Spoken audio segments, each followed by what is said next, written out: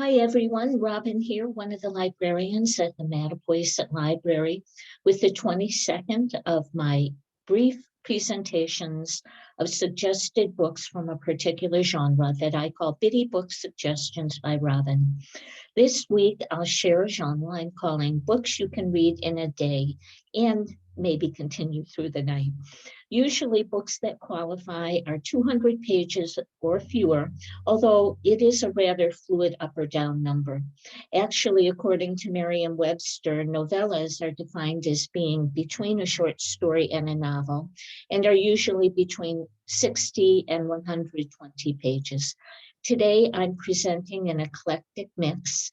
They're fiction, nonfiction, old, new, and cover everything from humor to scientific discovery.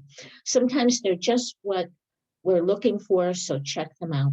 Again, get back to me with your thoughts via the contact information, which is on the last slide of the presentation, or go to the library's main page, mattapoisettlibrary.org, and click on Contact Us in the About page.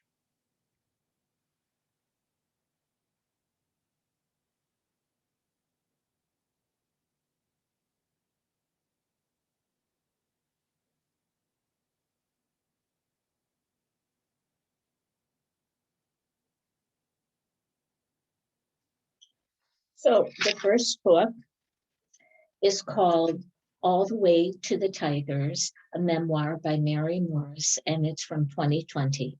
Morris covers not only her obsession with tigers, which leads to her odyssey to India to find one in the wild, but also recollects the twists and turns in her life, from her difficult relationship with her parents to an ice skating accident that leads to years of delay for her trip and just functioning. Morris's background as a writer and professor of writing shines in this captivating memoir. The next title is an old one called Address Unknown by Cressman Taylor. It's a rediscovered classic cautionary tale about the consequences of genocidal fascism and the Nazi menace, which sadly is still relevant today around the world. The next title is The Dog Wouldn't Be by Farley Mowat, and it's fairly new. Mowat is the author of Never Cry Wolf, a very popular book, and it was made into a movie. And he writes in this about his unusual upbringing in a remote Canadian town and how a dog who showed up on his family's doorstep impacted his life. The next title is another oldie, Homicide Trinity by Rex Stout. Stout, one of America's most well-known mystery authors, is in fine form with this narrow wolf mystery in which a corpse has been strangled with wolf's own soup-stained tie. Need I say more? The next title is Skipping Christmas by an author you're probably familiar with, John Grisham.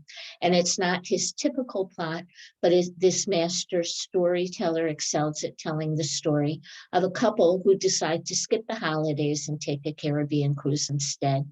They learn, however, that this decision has unexpected consequences. The next title is The Uncommon Reader, a novella by Alan Bennett.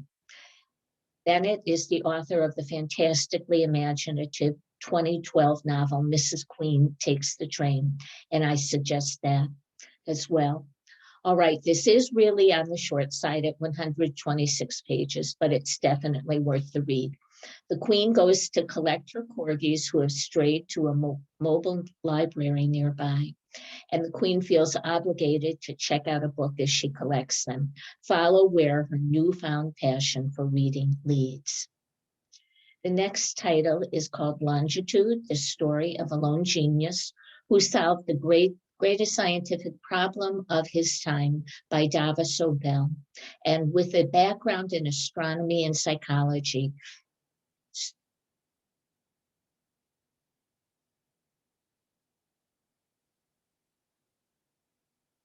Dava tells the story of John Harrison and his son William, who are determined to solve the longitude problem. I see I wrote Navas here, but it's actually Davis Sobel I'm referring to. And this was in the 1700s, and they ended up developing a mechanical chromometer. His impactful invention aids sailors to this day to navigate unknown waters. And the final title in this category I put in is My Italian Bulldozer by Alexander McCall Smith.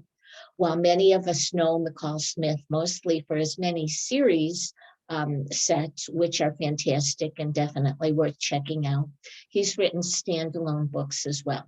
In this novel, Paul Stewart, a food writer, travels to Tuscany to get over a breakup and work on finishing his cookbook. Yes, there is an actual bulldozer that plays a role, as well as the usual quirky cast of characters. So with that, I hope you enjoy some of my suggestions. Please feel free to get in touch with me, and please keep on reading and be well.